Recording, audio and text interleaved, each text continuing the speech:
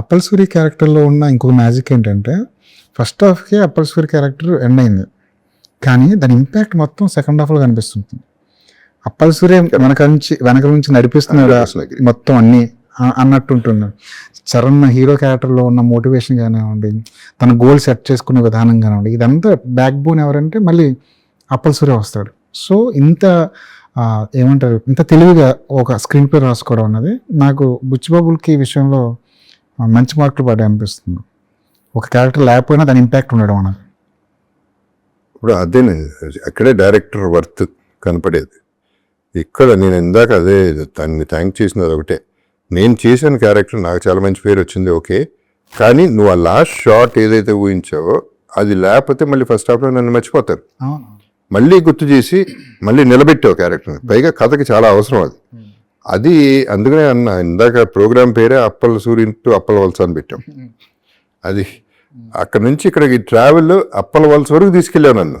అప్పల్ సూరి పోయాడు కానీ అప్పల్ వలస పోయినాడిని అప్పల్ వలస వరకు తీసుకెళ్ళావు నువ్వు అని మళ్ళీ గుర్తు చేసి మళ్ళీ నాకు ఒక ఏమంటారు జీవితం ఇచ్చావు.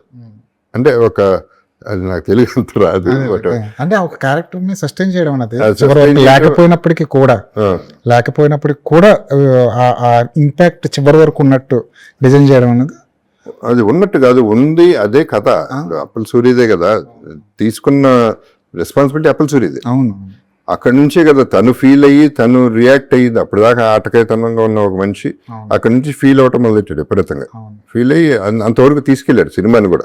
సెకండ్ హాఫ్ నేను లేకపోయినా ఉన్నట్టే. అవును, మనకి స్పోర్ట్స్ డ్రామాలు చాలా తక్కువ అండి తెలుగులో, చాలా తక్కువ స్పోర్ట్స్ డ్రామాలు. ఒక పెద్ద హీరో చరణ్ లాంటి ఒక పెద్ద స్టార్ హీరో స్పోర్ట్స్ డ్రామా చేయడం ఇంకా తక్కువ.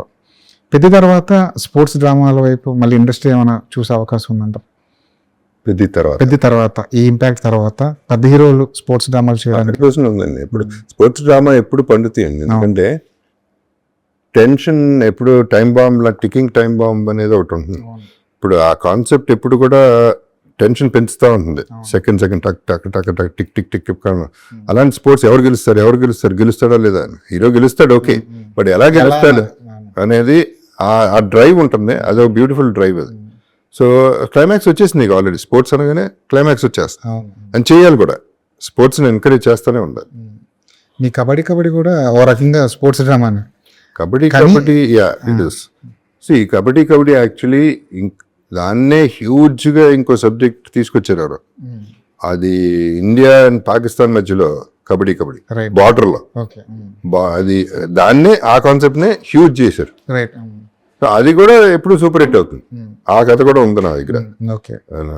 కబడ్డీ అనేది లైటర్ వెయిన్ లో చెప్పుకుంటూ లైటర్ వెయిన్, ఇది సాలిడ్ ఎమోషన్, అంటే లవ్ స్టోరీ ప్లస్ అది. ఎక్కడైనా దేశభక్తి అనేది మేళవిస్తే ఏ కథలోనైనా సరే దాని ఇంపాక్ట్ చాలా వేరేలా ఉంటుంది. అందులో స్పోర్ట్ అనేది అంటేనే ఒక స్పోర్ట్ ఫీలింగ్ ఉంది, అది స్పోర్టీ ఫీలింగ్ ఉంది. అవును, మీరు చూస్తుంటారండి స్పోర్ట్స్ డ్రామాలు ఎక్కువ ఇష్టపడుతుంటారు? యా అన్నీ చూస్తా. చెప్తున్నా కదా, అది ఆ కిక్ ఉంటుంది వాళ్ళు ఎలా గెలుస్తారు అనేది. అండ్ ఎప్పుడు కూడా మనిషిని వెనక్కి లాగేసి ఇంపాసిబుల్, ఇతను లెగవడం, ఇతను చేయలేడు అన్నవాడు ఎలా లెగిసి పరిగెట్టాడో, ఎలా లెగిసి గెలిచాడో అనేది ఇంపార్టెంట్ కదా మనకి సినిమాల్లో. సో లైఫ్లో కూడా అంతే, ఎప్పుడు కూడా అన్ని కోల్పోయినాకే వస్తుంది సక్సెస్. అదొక అంటే అదొక స్టైల్, స్టైల్ ఆఫ్ లైఫ్ అది.